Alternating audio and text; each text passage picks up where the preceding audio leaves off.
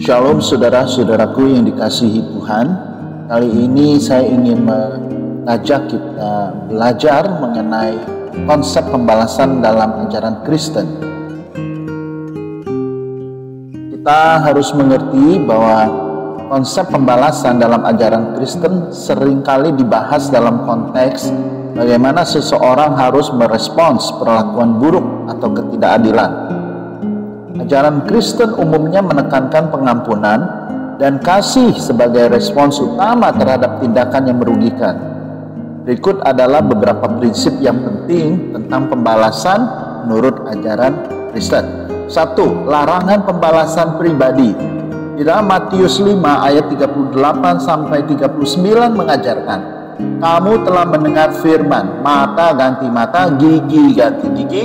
Tetapi aku berkata kepadamu, janganlah kamu melawan orang yang jahat. Sebaliknya, jika seorang menampar pipi kananmu, berikanlah juga pipi kirimu. Dalam ajaran ini, Yesus menekankan pentingnya merespons dengan sikap damai dan bukan dengan membalas kejahatan dengan kejahatan. Yang kedua, pengampunan sebagai prioritas. Matius 18 ayat 21 dan 22 mencatat percakapan antara Petrus dan Yesus tentang pengampunan. Petrus bertanya berapa kali dia harus mengampuni saudaranya, dan Yesus menjawab bahwa pengampunan harus diberikan tidak hanya sampai 7 kali, tetapi hingga 70 kali 7 kali atau 490 kali, yang menunjukkan pengampunan yang tanpa batas. Di dalam Lukas 6 ayat 27 sampai 28 juga menekankan,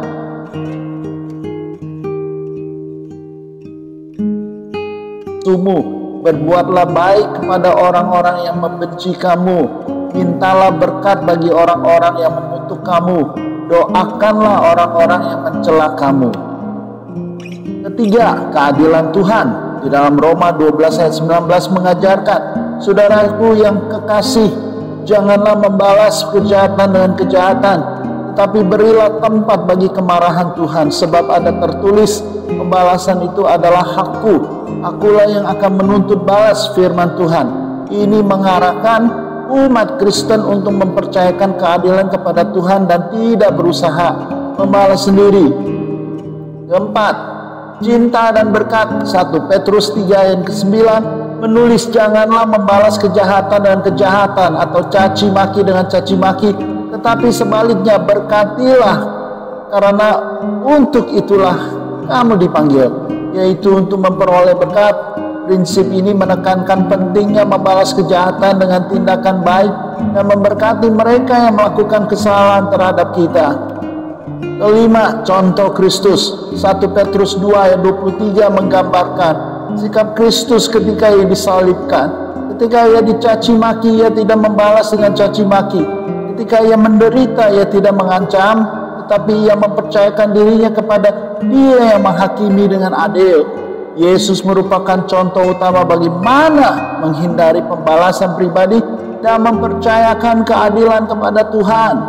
Secara keseluruhan, ajaran Kristen mengarahkan umatnya untuk menanggapi ketidakadilan dan perlakuan buruk dengan sikap pengampunan, kasih, dan kepercayaan kepada keadilan Tuhan, bukan dengan balasan atau dendam. Saudara-saudaraku yang dikasihi Tuhan, kiranya kalau saudara-saudara mempunyai pergumulan, permasalahan dalam segala hal, dalam persoalan apapun, jikalau saudara-saudara ingin didoakan, ada pokok doa, silakan kirim ke duniakonsultasi@gmail.com. Atau jika saudara-saudara ingin mendapatkan konseling, ingin bertanya persoalan-persoalan untuk diatasi, juga boleh kirim ke email duniakonsultasi@gmail.com. Kami hamba Tuhan akan melayani dengan hati. Kiranya Tuhan memberkati kita semua. Amin.